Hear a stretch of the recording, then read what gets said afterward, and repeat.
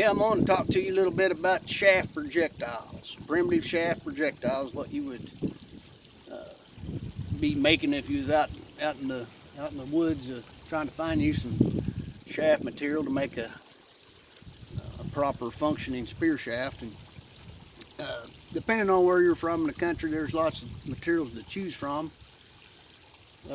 From here, where I'm from, here in North Missouri, it's there's a lot of different materials that will work. Over the years, I've tried a lot of different things, and for what we got around here, my number one go-to is willow. I try to find stuff that's grows tall and straight. Uh, a lot of it just doesn't work very well for like your oak and hickory saplings, that sort of stuff. They're just too heavy. And the key to getting good spear shafts that'll fly correctly is to get light, sturdy material and long.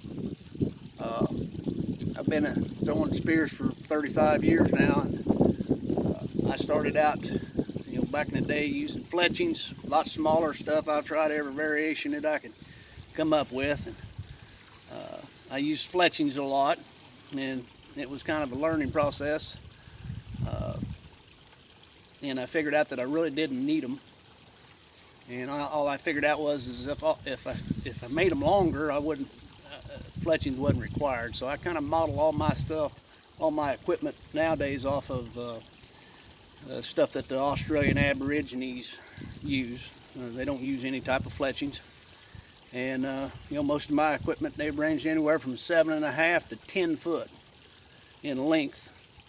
And like I say, around my parts, there's just a few materials to choose from, and willow being one of my favorites. Now, back in the day, native river cane actually kind of used to grow in this area somewhat. Probably not as thick as it did in the southern states and south of me, but it does grow, or did grow here, and it got eradicated over the years, or it kind of went extinct. And our climate's a little bit cooler up this way, and I just don't think it really grows all that well. If it does grow, it's kind of stunted. It doesn't get as big a diameter as a lot of your stuff in the south. But basically, when you go out to look for shaft material, you're going to be looking for small saplings, such as some of that in the background.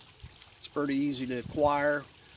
It's basically just a saw and snap, saw it around the base, bend it over, snap it off. And the thing about sapling type shafts is they're bigger at the bottom than they are at the top.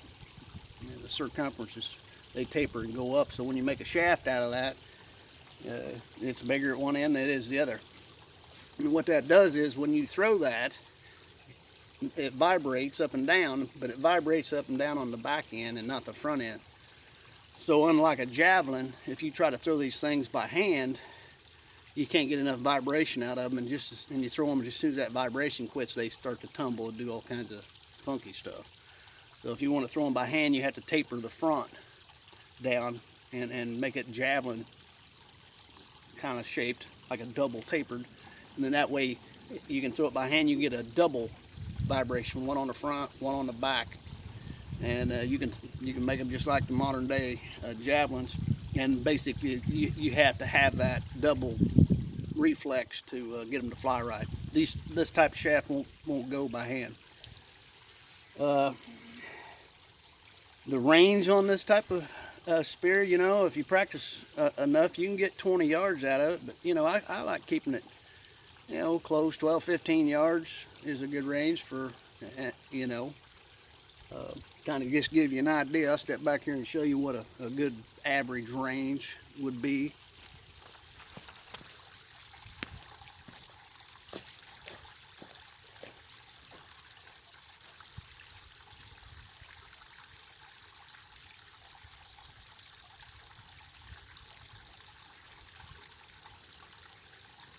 I wouldn't be afraid to throw from this distance right here.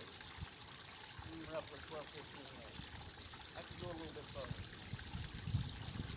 Well, these come in real handy is when you're up in a tree or off of a cliff or something and throwing down, such as that overhang kind of in the background there. It's 15 feet high, good ambush location. Another type of material that I found works pretty good around here, and that's elderberry. It's kind of, you got to pick these a certain time of year. It's kind of got a hollow pith to it, but it works probably just as good as the willow. But if I had my druthers, river cane would be my first choice. It's just easier to work, it's lightweight, it's durable, it just has good spine to it, good reflex. There's just so much you can do with it. You can heat it up, straighten it out easy. Same way you saw it, snap it off, it's easy to cut.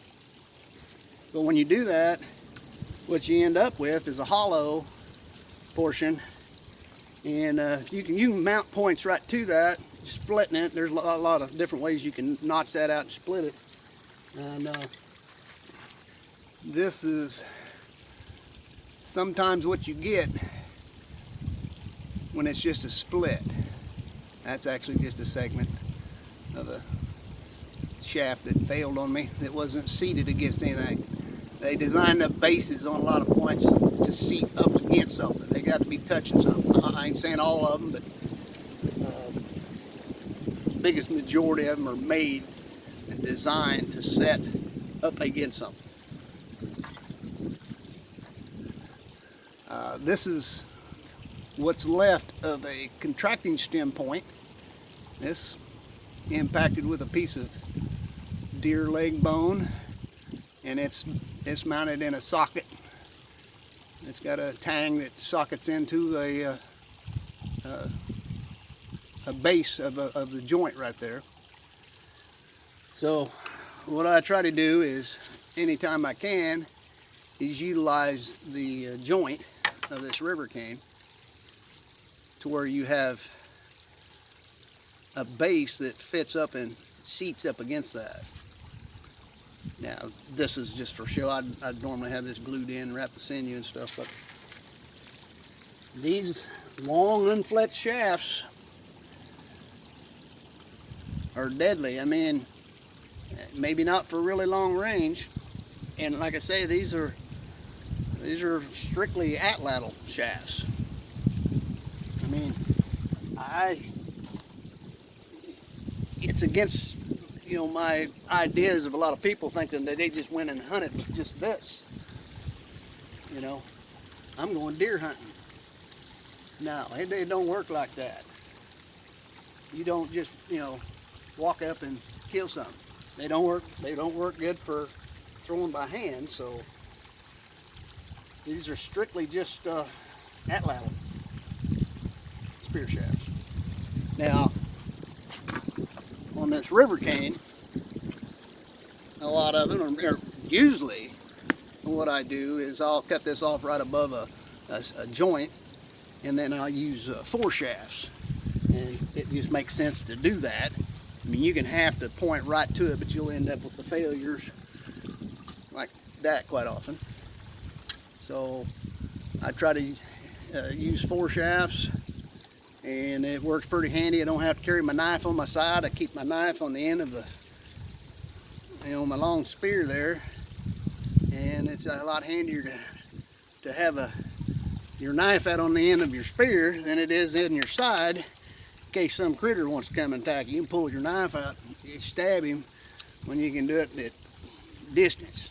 So that makes sense. Like I said, I threw a lot of things out the window. Fletchings being one of them. I mean, I still use some fletchings on some shafts, smaller spears, and that's more out of necessity, because when you start using smaller diameter, shorter shafts, you got to make up for it with fletchings to make them fly right. So yeah, I just try to keep it as simple as possible. You go out and you try to just go out in the woods and try to find some shaft material that's going to make a good spear shaft, and man, it's pretty tough. You can find some bigger stuff, you know, like I say, hickory and ash, a lot of different materials, but you usually have to work those down and turn them kind of like into javelin hand-thrown shafts, in which case you can throw them javelins long ways by hand, but you can also throw them with an atlatl. I mean, a tremendously long range. So